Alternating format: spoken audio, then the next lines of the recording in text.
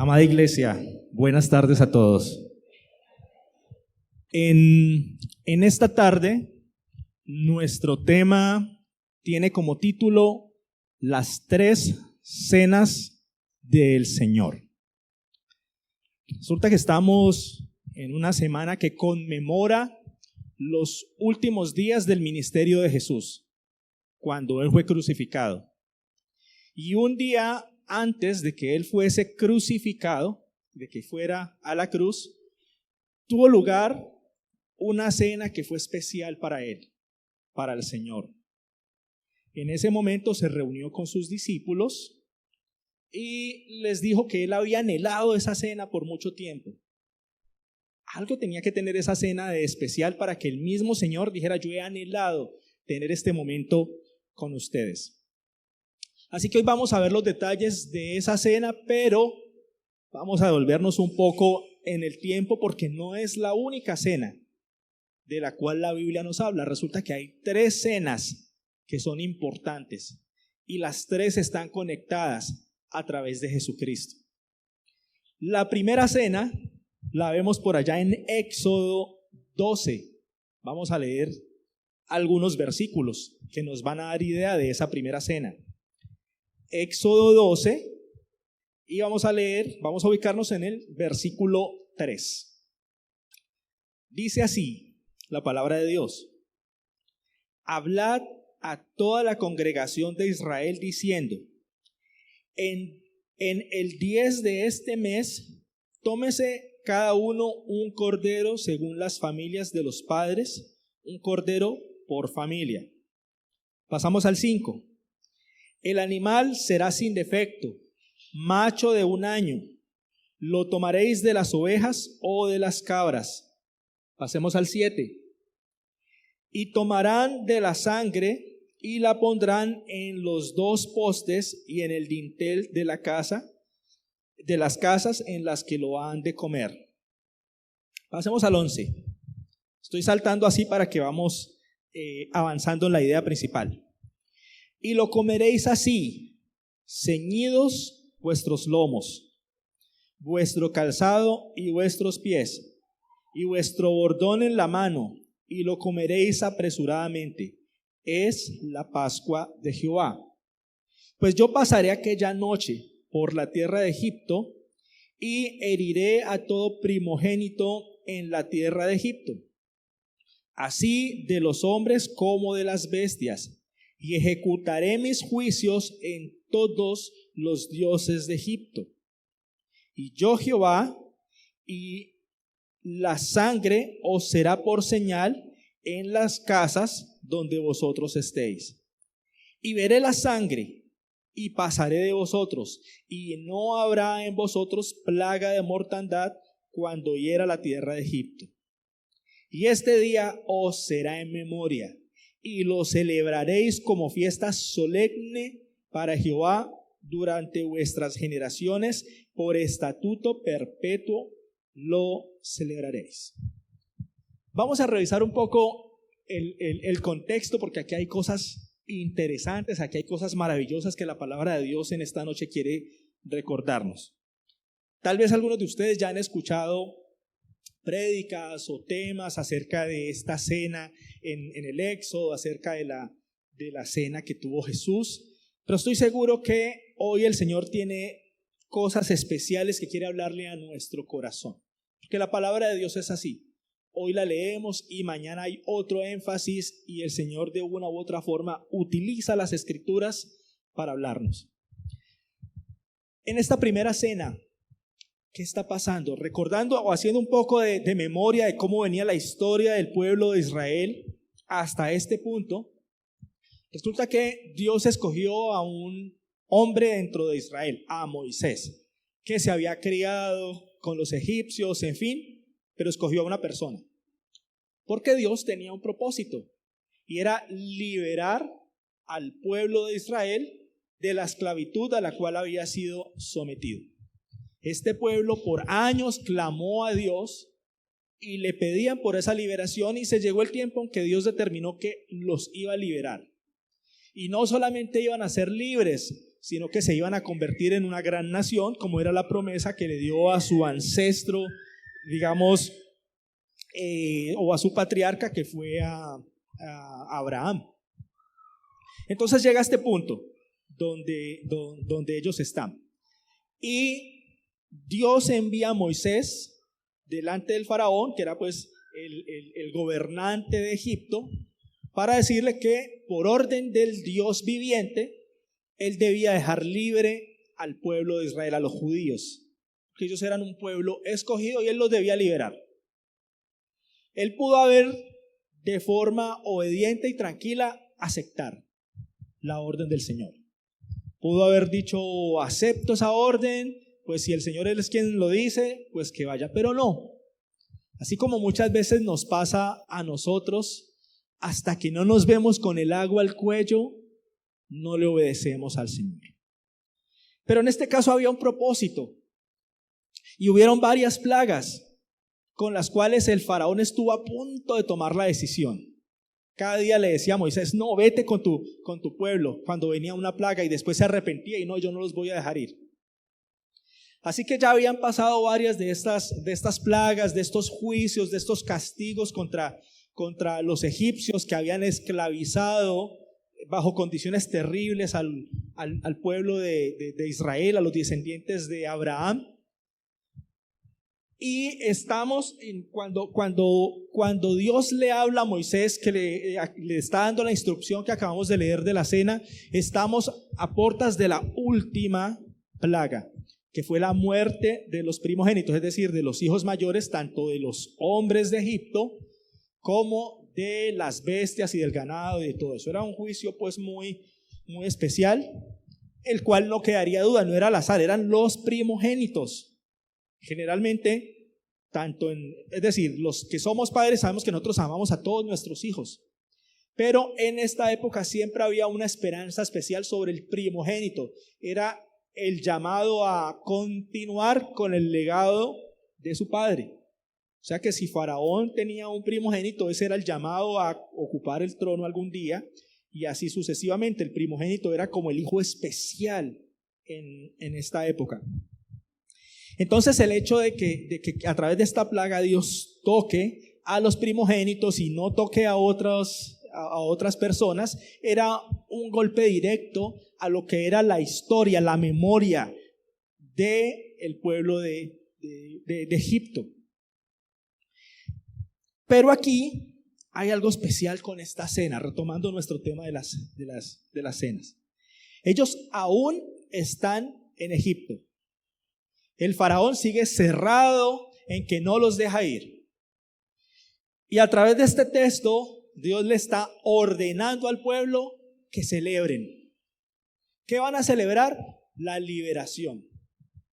Podrían haber pensado ellos desprevenidamente, pero ¿cómo vamos a celebrar nuestra liberación si el faraón nada que quiere dejarnos ir? Ya Dios ha mandado muchas plagas y aquí todavía seguimos, no ha pasado nada, y Dios nos está pidiendo a través de Moisés que celebremos nuestra liberación. Efectivamente, esa es la connotación de esta primera cena. Es una celebración anticipada por la victoria que Dios les iba a dar a ellos. Para nosotros, desde este punto de la historia, leer hacia atrás es muy fácil, porque ya sabemos el desenlace siguiente. Pero para los que estaban inmersos en esa realidad de ver los problemas reales que tenían, que eran esclavizados, la comida o las raciones eran pocas, eran maltratados, trabajaban día y noche, y esa realidad no había cambiado pese a que habían manifestaciones milagrosas, posiblemente las esperanzas caían, posiblemente no había algo en que apoyarse para decir, no, seguro que ahora viene una plaga que esa sí nos saca. No, de una u otra forma habían dudas en las personas. Nos pasa a nosotros. Sabemos que tenemos un Dios grande, sabemos que tenemos un Dios maravilloso, que todo lo puede, pero llegan problemas que nos derrumban. ¿No les ha pasado? Llegan dificultades con las que nosotros decimos, no, le hemos pedido de mucha forma a Dios, y parece que Dios no contesta. Parece que el poder de Dios no es lo suficientemente grande como para que este problema pase a otro nivel. Pues eso era lo que estaba pasando con los judíos en este punto. Sin embargo, la orden es clara y sin vacilación. Van a hacer una cena de celebración. Y esa cena va a tener unas características muy particulares, y después de esto ustedes cada año van a seguir celebrando. El Señor ya sabía para dónde los iba a llevar. El Señor no improvisa. El Señor no estaba pensando, vamos a ver si de pronto el faraón pues los suelta. No, el Señor ya sabía que los iba a rescatar a la fuerza, porque este fue un rescate a la fuerza. El Señor ya sabía a dónde los iba a llevar, y ya sabía que ellos iban a estar un tiempo en el desierto y luego entrarían a una tierra prometida, y Él les estableció: en lo que viene de aquí para allá, ustedes van a tener esta cena que les va a recordar esta noche, y la van a celebrar año tras año perpetuamente, porque no se les puede olvidar lo que yo hice. Otro elemento que aparece en esta cena y que apunta a Jesús es que debía haber un sacrificio. Debía haber un sacrificio ese día. El sacrificio de un cordero. La Biblia ha relacionado a Jesús como el Cordero de Dios que quita el pecado del mundo. Pero el pueblo de Israel no sabía eso. De hecho, al día de hoy no reconoce a Jesús como ese Cordero. Cada año ellos, aunque en este momento no pueden hacer este sacrificio, pero cada año recuerdan esta fiesta del Pesa. Y toda la simbología de esta fiesta de la Pascua, que los judíos le llaman Pesa, de acuerdo al original, el Seder de Pesa, la cena de Pascua. Toda la simbología de esta cena apunta a Jesús, pero ellos no lo ven. ¿Y por qué apunta a Jesús? Ellos tenían que, desde que empezó, tenían que sacrificar a un cordero. Y la sangre de ese cordero debía ponerse en los marcos de la puerta, dicen los dinteles de la puerta, es decir, el marco de la puerta, la parte exterior.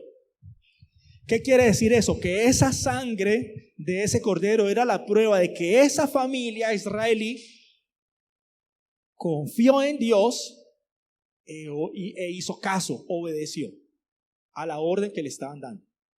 ¿Qué hubiese pasado si una familia de Israel dice: no, esto es una locura, que vamos a andar sacrificando nada, vamos a sacrificar los corderitos? Porque había una orden particular. Resulta que el cordero que se sacrificara había que consumir lo que alcanzara, y el resto tocaba quemarlo. No se podía guardar absolutamente nada. Entiendan el contexto de esto para un pueblo que vivía en escasez y que cualquier reserva tenía que ser muy bien administrada.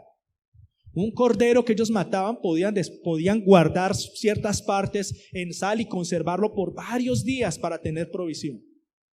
Pero en esta cena en particular están recibiendo la orden en que todo ese cordero tiene que ser sacrificado. Consumen lo que van a consumir en esa noche, dice ahí como de afán, o sea, de afán, listos, calzados, como si ustedes ya fueran a salir, porque para el Señor era inminente que ya los iba a sacar. Y no van a llevar, como quien dice, no van a llevar eso de provisión, no se van a llevar partes del cordero, no, todo lo tiene que ser quemado. Entonces, yo no sé cuántas familias de Israel, cuántas personas por ahí aisladas no creyeron, dijeron: no, ¿cómo vamos a hacer eso?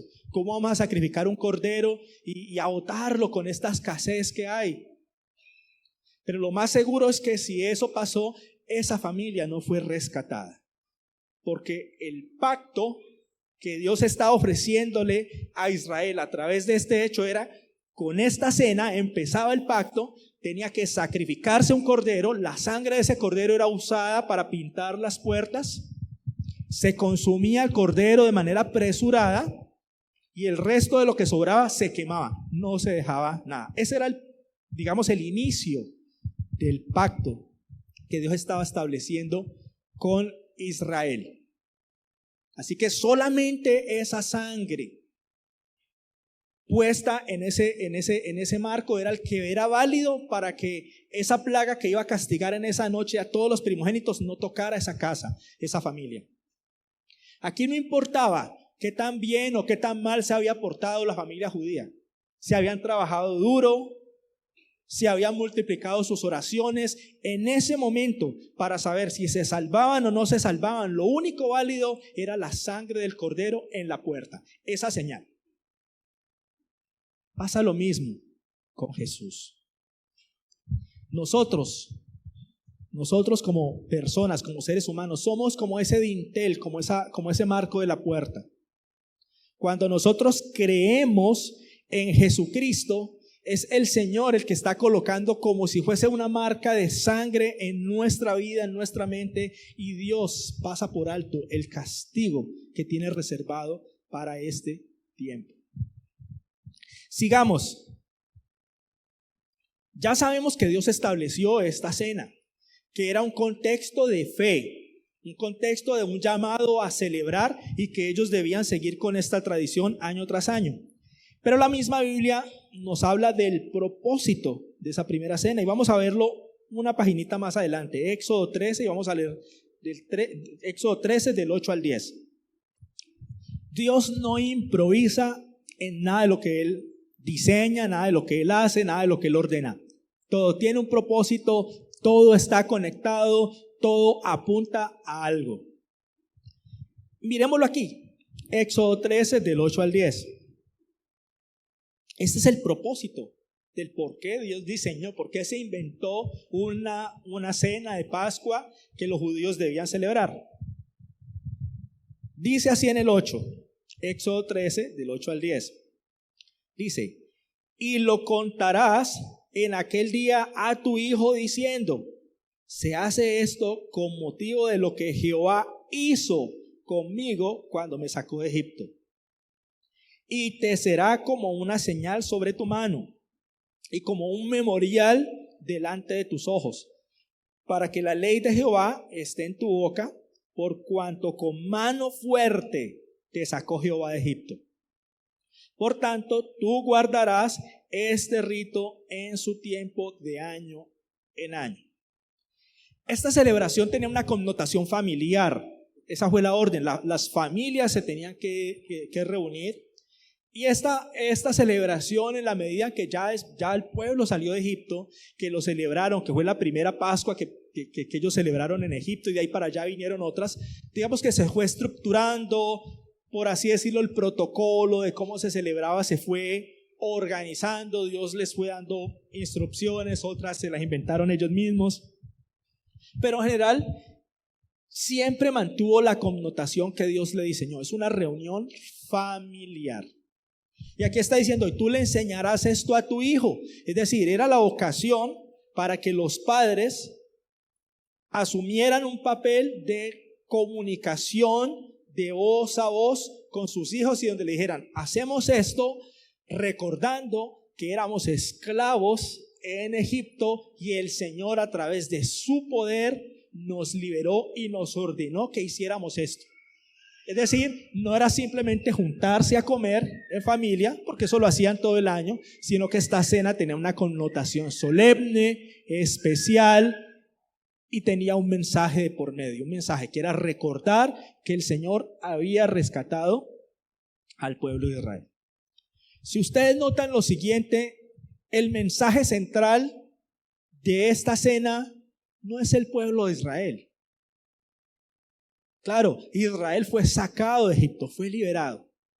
Pero el mensaje central de esa cena es la obra de Dios. Es Dios. Dios es el centro de la Pascua del Señor. Dios es el centro del Pésach. Porque el objetivo de ella era recordar lo que Dios había podido hacer. Que en medio de dificultad Dios tuvo una respuesta con el pueblo.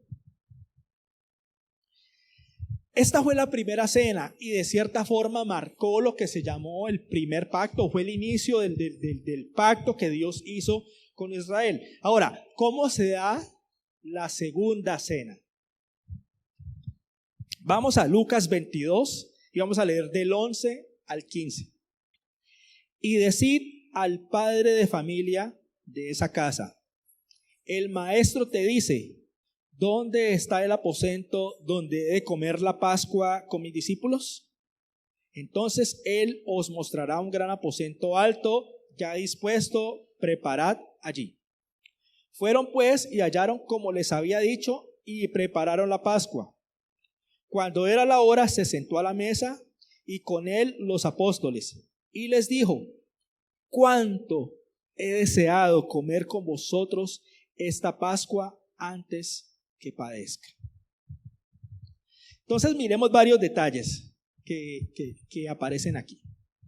Entonces, sin duda, Jesús era un judío que obedeció toda la ley de Moisés porque le era necesario, y sin duda había tenido muchas cenas de Pascua, porque todos los judíos decidían celebrar cada año la cena de la Pascua. Y en este año están en una nueva celebración de Pascua, pero es la última que Jesús va a tener con ellos. Es la cena que cierra un ciclo. Es la cena con la que Él va a cambiar la historia, con la que va a dar un nuevo pacto. Es decir, había mucho en juego en la cena de esa noche. Y Él les dice antes de llegar a Jerusalén, o sea, la cena siempre había que prepararla, había que preparar un cordero que se debía sacrificar, y entre las 2 tardes, dice por allá el Éxodo, ese cordero se debía sacrificar y solo en la noche podía ser consumido. Y hay pues toda una preparación. Dice que en esa cena no podía haber pan con levadura, ni en toda la casa podía haber levadura. Nada podía estar leudado. En la época de Jesús se utilizaban en la cena se utilizaban 4 copas de vino, y ese vino tampoco podía ser fermentado, no podía tener levaduras. Entonces había una preparación especial para que esa cena tuviera una connotación solemne, especial, tal como Dios lo había ordenado. Y Jesús pues no escapó a esto. Entonces le dice a sus discípulos: venga, hay un hombre de familia que, mejor dicho, esta cena es tan especial que Dios ya la organizó. Porque los judíos, y hasta hoy, por el hecho de que hay que preparar ese alimento y no se puede guardar nada de esa cena, sino que todo se consume, entonces digamos que era como muy protocolario. Bueno, ¿quiénes iban a estar en la familia? Y si tenían un cordero y eran pocos miembros de la familia, entonces póngase de acuerdo antes con otra familia para que entre los dos consuman un solo cordero, en fin. Entonces como que ya cuando se iba a practicar una cena, ya se sabía en la casa quiénes iban a participar de esa cena. O sea, en la cena de la Pascua no se daba lo que, venga, llegué de improviso y aquí estoy, voy a practicar la cena con ustedes. No, era muy organizado, precisamente pues para evitar pues botar mucha comida, en fin. Así que aquí vemos que ya había una preparación, y cuando le dice, venga, hay una persona, el Señor les dice, hay una persona, un hombre que va a pasar con un cántaro. Vayan, síganlo a él. A donde él llegue, allá va a estar preparada la cena. Va a ser el lugar donde vamos a preparar la cena. Entonces, claro, los discípulos tuvieron que haber llevado su cordero, sus panes sin levadura, las hierbas amargas, se me escapa el nombre, el elemento que ellos preparan pues con manzana molida, en fin. En donde el Señor Jesús remojó el pan cuando identificó o le dijo a Juan quién era el que lo iba a traicionar. Entonces allí en ese lugar ellos iban a participar de la cena del Señor, iban a participar de una Pascua judía. Hay algunas escuelas que dicen que esa Pascua, que eso no era una Pascua, porque al otro día los judíos del Sanedrín, los que juzgaron al Señor, se estaban preparando para la Pascua, pero eso tiene un contexto, y digamos que hay suficiente evidencia en el Nuevo Testamento para mostrar que esta reunión en la que Jesús está sí era un Seder de Pesas, sí era una Pascua de acuerdo a la tradición que Dios les está ordenando. ¿Y qué pasa aquí? ¿Qué pasa aquí con el Señor? ¿Por qué el Señor tenía tantos deseos de llegar a ese momento cumbre, a ese momento especial? Resulta que la segunda cena del Señor nace del cumplimiento de la primera.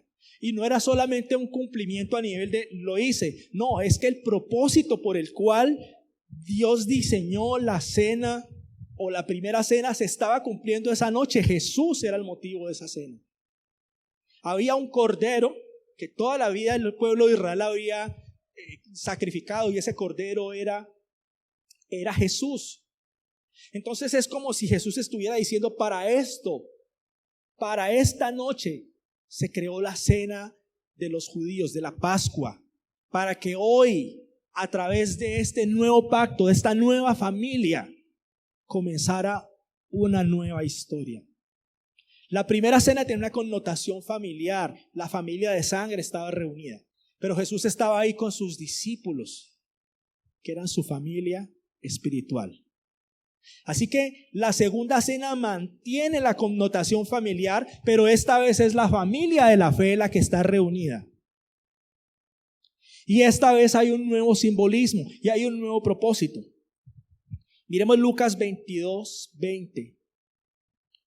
De igual manera, después que hubo cenado, tomó la copa diciendo: esta copa es el nuevo pacto en mi sangre, que por vosotros se derrama. Esta copa es el nuevo pacto. Jesús estableció, o Jesús indicó: mire, había un pacto. Ahora, a partir de esta noche de celebración anticipada, Jesús no había ido a la cruz. Todo lo que hemos escuchado de la Biblia y frases que hemos cantado nos dice que Jesús venció en la cruz. ¿Dónde venció Jesús a la muerte? Al resucitar, después de haber sido crucificado. Pero aquí no había pasado esto.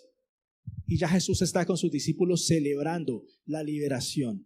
No solamente de sus discípulos, no solamente de un pueblo, sino de la humanidad. Jesús sabía que ya se cerraba el ciclo en esa noche. Jesús sabía que iba a salir victorioso. Dios no improvisa. Así como no estaba improvisando con Moisés cuando le dijo: vayan y celebren porque esta noche salen de Egipto. Jesús sabía lo que iba a pasar en esa noche. Jesús sabía que esa cena iba a ser recordada. Jesús sabía que de esa cena que estaba comenzando iba a marcar el inicio de su gran ministerio, el inicio de la iglesia, el inicio del nuevo pacto, el inicio de lo que hoy tú y yo tenemos al alcance. Esta copa es el pacto en mi sangre. Y él les dijo: mira, esta copa representa la sangre que va a ser derramada. Y este pan, que era el pan sin levadura que se traía de la cena, que era ordenado desde la cena de Moisés, este pan ahora va a tener otra connotación. Ya no va a ser que ustedes van a comerlo rápido, sino que ahora esto muestra que mi cuerpo va a ser molido. Mi cuerpo va a ser molido. Jesús está diciendo que Él va a ser sacrificado como cordero y que esa muerte no va a ser fácil. Va a ser muy dolorosa. Va a derramar hasta la última gota de sangre. El cordero inocente que no merecía, nosotros merecíamos la condenación del Señor, pero Él estaba tomando esa condenación por amor a nosotros. Y desde esta cena está diciendo: vamos a celebrar, ustedes son invitados especiales a esto que va a pasar, a este nuevo pacto.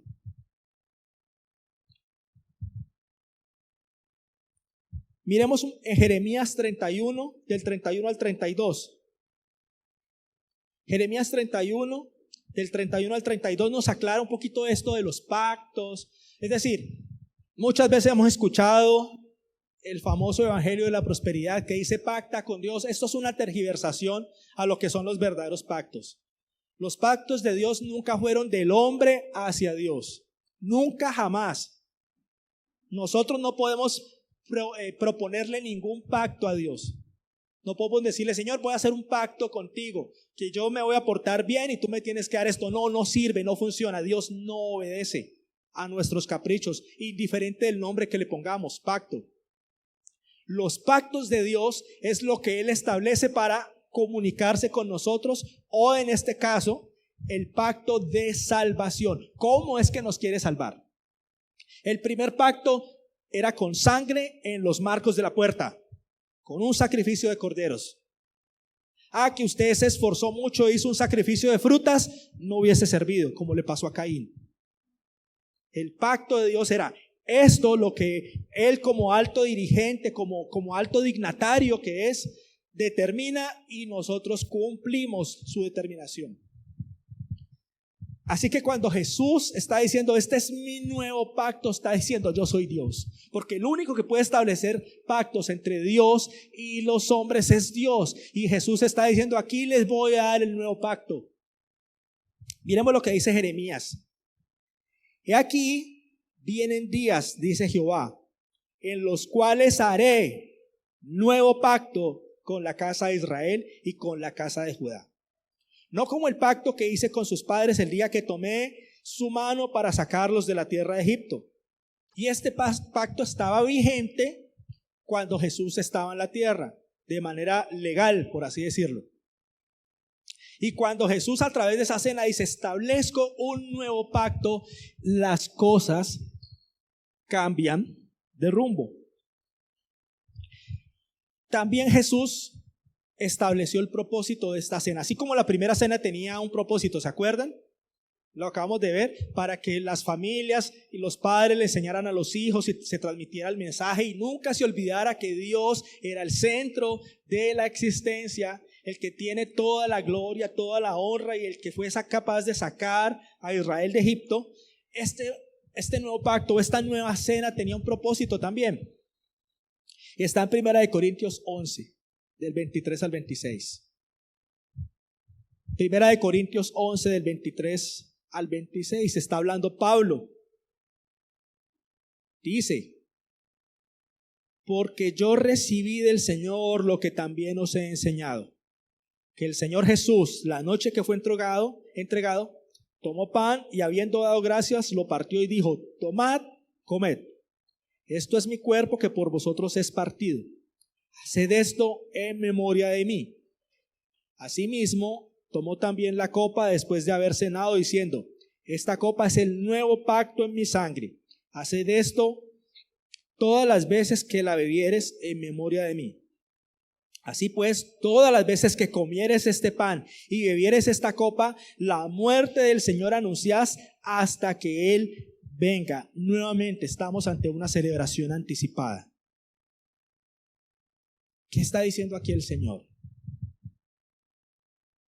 ¿Qué está diciendo aquí el Señor Jesús? ¿O qué dijo Pablo que recibió de parte de Jesús? Todas las veces que comieres este pan y bebieres esta copa, la muerte del Señor anunciás. Es una invitación, iglesia, para cada uno de ustedes. Un detalle especial, cuando Jesús iba a comenzar esta última cena que estaba en el corazón de Él, que era especial, que la había anhelado por no sé cuántos años y que era el momento cumbre que Él quería vivir, esa cena, con ese momento de intimidad con sus discípulos, donde iba a empezar un nuevo pacto, donde iban a compartir un pan. Él estaba con sus discípulos, estaba con 12 personas. Pero antes de empezar la cena, le dijo a Judas, él ya sabía que su corazón no estaba en ese lugar, no estaba en línea con lo inmenso que estaba pasando en ese momento. Imagínense el significado tan especial de lo que estaba ocurriendo esa noche en esa cena. Era un momento de intimidad, era un momento de amor, donde Jesús, como representante de Dios en la tierra, estaba teniendo un momento de intimidad con sus discípulos. Iba a haber un pan, iba a haber una cena, iba a haber un compartir especial.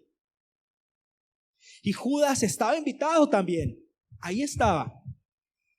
Pero Judas rechazó la invitación. Porque Judas en su corazón, desde que había seguido al Señor, lo había seguido no por convicción, sino por intereses egoístas, por intereses personales.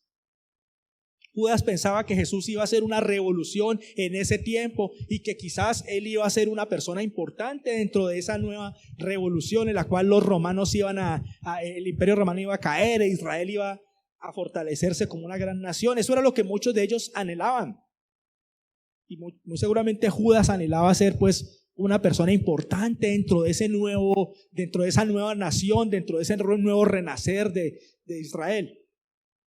Pero unos días antes Jesús había empezado a nacer, había empezado a decir, vamos a ir a Jerusalén y allá me van a crucificar. O sea, para la visión egoísta, materialista de Judas, hasta aquí llegó todo. O sea, ¿para esto estoy siguiendo al Señor? ¿Para sacrificar mi vida? O sea, no voy a gobernar, no voy a tener riquezas. Acuérdense que él era el tesorero. O sea, él se imaginaba, si cojo platica así, siendo un movimiento, ¿cómo será cuando ya gobernemos y ya administremos los recursos del país? Podría pensar él. Así que cuando ya Jesús se la puso firme y ya le vea, mijo, los pensamientos que usted tiene, la cosa no va para allá. Mi reino no es de este mundo. Judas entendió que él no pertenecía allí. Y él dijo, yo voy a sacar provecho. Él, a pesar de todo, Jesús era una persona que había compartido tiempo con él. Judas vio milagros. Judas estaba cuando Jesús llamó a Lázaro y lo levantó, cuando multiplicó los panes, cuando dio prédicas y le llamó la atención a los fariseos. Ahí estaba Judas, pero su corazón fue tan cerrado que no le importó ni siquiera la amistad, sino que él dijo, yo voy a ganar provecho de esto, yo voy a entregar a Jesús. Por Jesús dan una buena recompensa. Es que yo lo voy a entregar.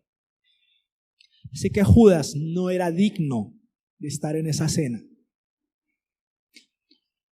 No porque los otros discípulos no fueran pecadores, todos eran pecadores. Acuérdense que cuando Jesús fue arrestado, todos sus discípulos se esparcieron, a todos les dio miedo, Pedro lo negó, todos eran pecadores. La participación en esa cena no era para los que no cometían errores, era para aquellos que creían que Jesús era el verdadero Mesías. Para los que creían que él era el Hijo de Dios y que querían seguir su camino. Judas no creía eso.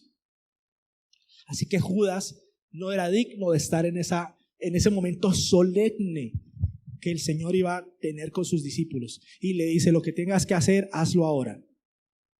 Así que Judas no participó de la cena del Señor, no escuchó las palabras del nuevo pacto en mi sangre, en fin. En este punto de intimidad, hablamos de la primera cena, la de Israel, esta segunda, y vamos para la tercera.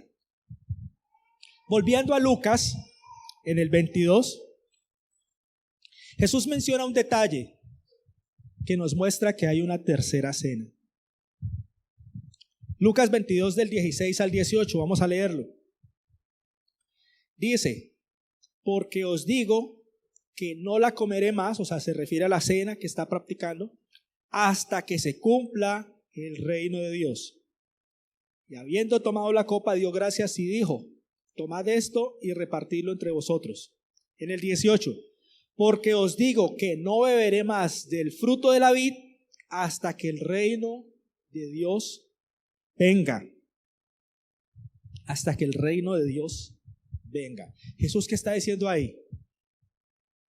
Hoy voy a tomar este fruto de la vid, fruto de la uva, este vino no fermentado, ojo, vino no fermentado, con ustedes, y no lo voy a volver a tomar hasta que se cumpla el reino de Dios, hasta que todo lo que ustedes van a tener que pasar como iglesia, hasta que haya la predicación y todo lo que ya sabemos, hasta que llegue a determinado punto, yo no volveré a tomar de este fruto de la vid. Es decir, el Señor les está diciendo, ustedes van a seguir celebrando esta cena, hagan esto en memoria de mí. Y cuando ustedes lo hagan, van a anunciar la muerte de Jesús. Ustedes van a celebrar esa victoria. Ustedes van a compartir un momento de intimidad como familia espiritual, pero ustedes van a estar celebrando algo que todavía no pueden ver. Pero llegará un momento en que volveré a sentarme con ustedes en medio, ya no solamente con ustedes, sino que será en el reino de los cielos y volveremos a tener una cena. ¿Cuál cena? Apocalipsis 19:5. Vamos a leerlo porque esto se pone bueno. Apocalipsis 19, del 5 al 9. En la narrativa que trae Apocalipsis hasta antes del 17 al 18, Dios ya había traído juicio contra, digamos, la injusticia de la tierra. Y digamos que en el 19, en este capítulo, está a puertas del momento cumbre en el que el Señor vendrá a la tierra. Pero antes de esa venida gloriosa que ya la vamos a leer, viene una cena especial. Vamos a leerla. Apocalipsis 19, del 5 al 9, dice: y salió del trono una voz que decía: alabad a nuestro Dios todos sus siervos y los que le teméis, así pequeño como grande.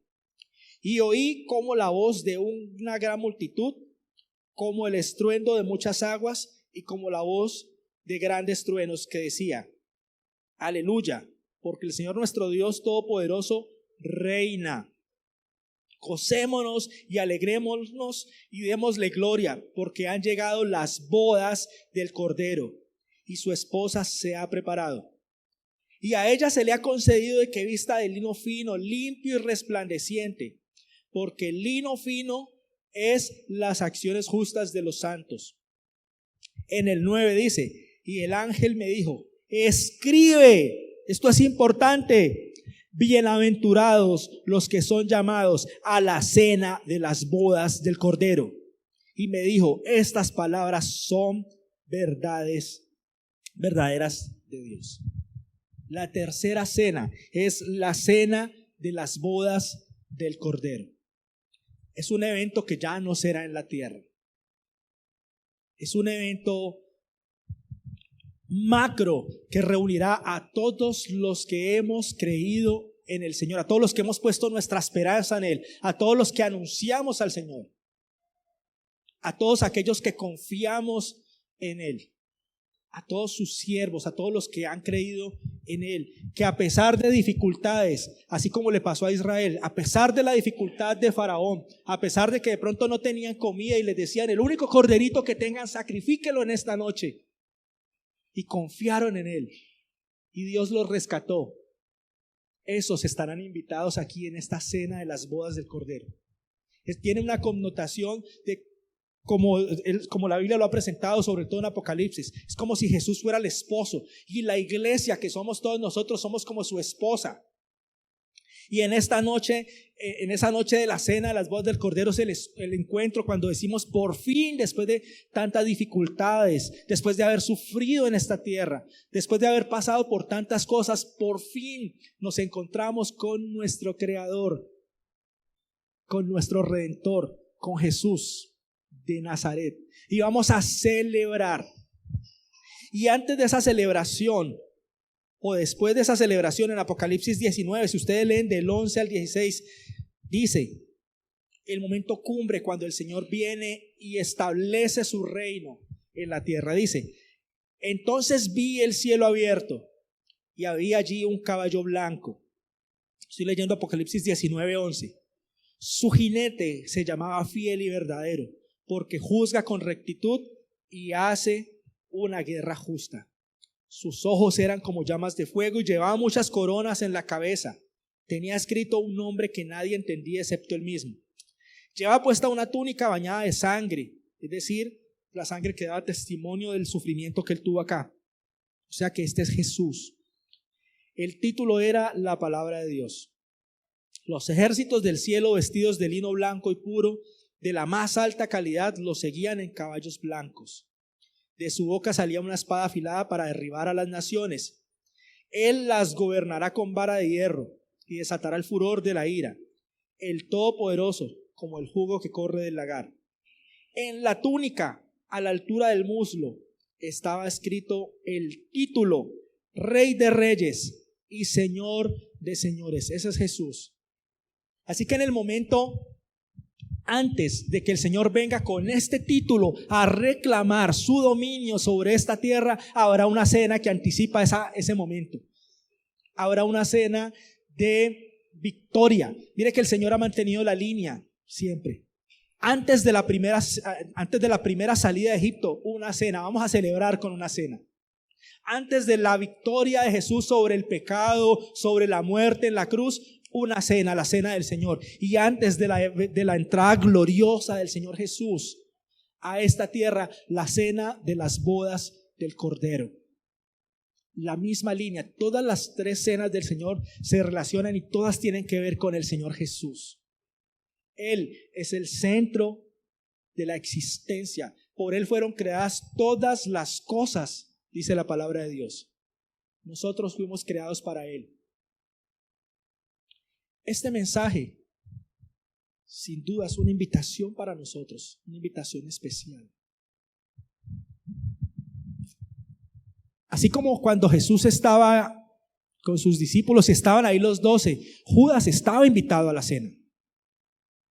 Él se pudo haber arrepentido. Él pudo haber dicho esa noche: no, mis objetivos al seguir a Jesús eran errados, así que hoy acepto los objetivos verdaderos para los cuales fui llamado. Pero no, él no escogió eso. Escogió mantenerse con sus pies aquí pegados en lo material. Escogió las riquezas por encima del amor que pudo haber desarrollado o de la amistad que pudo haber desarrollado con Jesús. Así que hoy estamos como en ese momento. Vemos esa tercera cena por allá gloriosa que algún día llegará y esperamos, como dice ahí, bienaventurados los que son llamados a esa cena. Bienaventurados. Pero hoy el Señor nos invita a que hay una celebración anticipada que debemos dar. Celebrar que Él en la muerte venció. Tal vez esa idea no se multiplique en cosas, en prosperidad, en oro para nosotros, como de pronto lo quería Judas. Tal vez muchos de nosotros seguimos a Dios y a Jesús porque quisiéramos que Él fuera como el genio de la lámpara, al cual yo froto, sale y me concede deseos sobrenaturales, mágicos, y yo no tengo nada que ver con Él. Las cosas con Dios no funcionan así. Él no es el genio de la lámpara. Él es el Rey de reyes y es Señor de señores. Él es el Rey del universo, el creador. Él establece los pactos. Él establece cómo debemos vivir. Y claro que todos tenemos necesidades. Claro que todos anhelamos que Dios nos bendiga y que nos dé prosperidad. Pero Él dice más: buscad primeramente el reino de Dios y su justicia, y todas las demás cosas vendrán por añadidura. Cuando tú pones de primero al Señor Jesús, cuando tú pones de primero su obra, su llamado, lo que Él es, entonces tienes el corazón disponible para participar de la cena del Señor. En esta tarde, iglesia, el Señor nos invita a esta esperanza. Nos invita a participar de esta cena. Pero te hace también un llamado de atención, en el cual te dice que revises cuál es el propósito. ¿Por qué sigues al Señor?